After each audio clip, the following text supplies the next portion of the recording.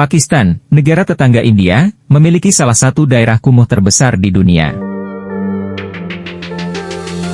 Kota Orangi terletak di sisi barat Laut Karachi, Pakistan, dan terbentuk karena pemukiman yang mulai bermunculan selama tahun 1970-an di Karachi ketika imigran dari India, Bangladesh, dan pedesaan Pakistan memasuki tanah tersebut untuk membuat ruang dan mencari nafkah darinya.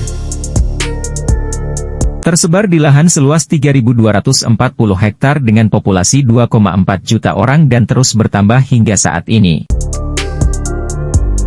Sebelumnya, kota ini cukup tidak terorganisir karena banyaknya orang yang bermigrasi ke kota ini yang menyebabkan banyak kebingungan dan kekacauan. Berjuang untuk sebidang tanah dan ruang kecil dengan harapan mendapatkan kehidupan yang lebih baik.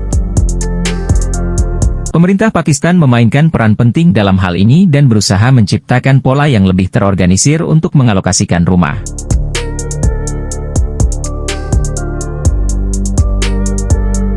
Penduduk bersedia membayar hanya sejumlah Rp25.000 untuk membangun rumah. Namun, mereka menuntut hak paling dasar setiap warga negara yaitu sanitasi dengan berpikir itu akan diberikan secara otomatis. Namun, meningkatnya biaya layanan sanitasi dasar hanyalah salah satu dari banyak kendala yang harus dihadapi penduduk di jalan. Saluran pembuangan bawah tanah misalnya kebetulan menggali lubang di kantong penduduk yang tidak mampu dibiayai pada tahap itu. Bagaimanapun pada akhir tahun 1991, 73% dari 6.347 saluran Orangi memiliki saluran pembuangan limbah dan 75% dari 94.122 rumah memiliki akses ke jamban sanitasi dalam ruangan yang merupakan kemenangan bagi penduduk dan juga pemerintah. Namun, banyak bagian utama dari kota pemukiman ini tidak memiliki akses ke fasilitas dan layanan dasar. Kota Orangi memiliki jumlah penduduk yang positif namun tidak memiliki layanan dasar yang dibutuhkan.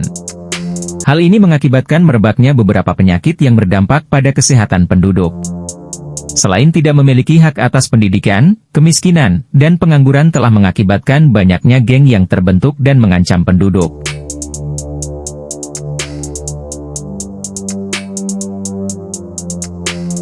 Masalah lain seperti kelangkaan air semakin menambah penderitaan penduduk yang membuat mereka kesulitan.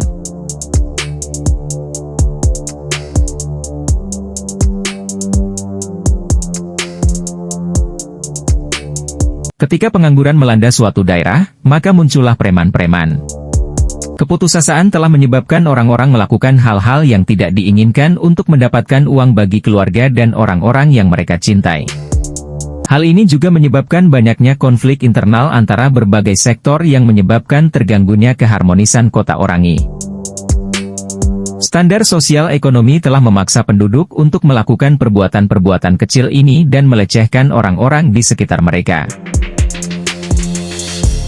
Namun, perempuan adalah yang paling rentan terhadap pelecehan seksual dan kejahatan kecil lainnya karena mereka adalah target yang rentan. Sebuah laporan menunjukkan bahwa dari tahun 2011 hingga 2014, 77% perempuan di kota Orangi menjadi korban pemerkosaan karena tidak adanya moralisasi dari polisi dan tidak adanya tindakan tegas yang diambil terhadap terdakwa.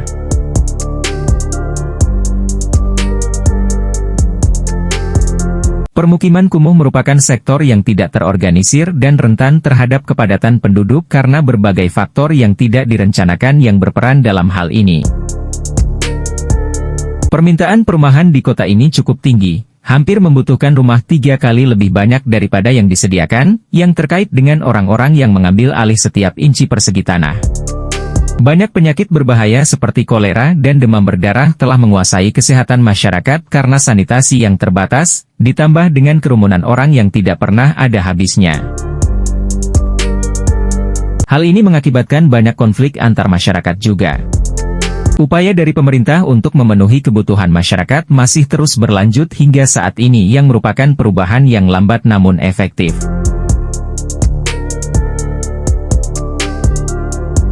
Persyaratan paling dasar manusia adalah hak untuk air minum yang bersih dan aman.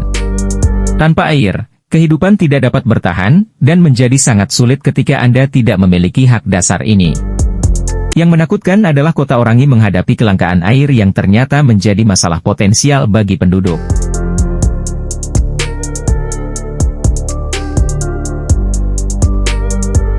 Bendungan Hap adalah proyek khusus yang membantu penyediaan air ke kota, namun sumber air yang terbatas tidak dapat dipertahankan terlalu lama ketika menyangkut populasi yang tidak terbatas.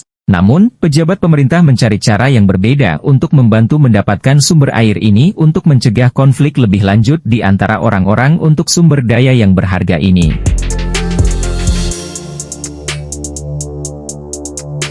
Sekitar 40% kematian di Pakistan disebabkan oleh kualitas air yang buruk dan terus merenggut nyawa lebih banyak lagi.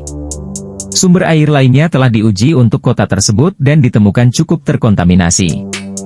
Namun, pencarian untuk menyediakan akses yang lebih baik bagi penduduk masih dilakukan oleh pemerintah.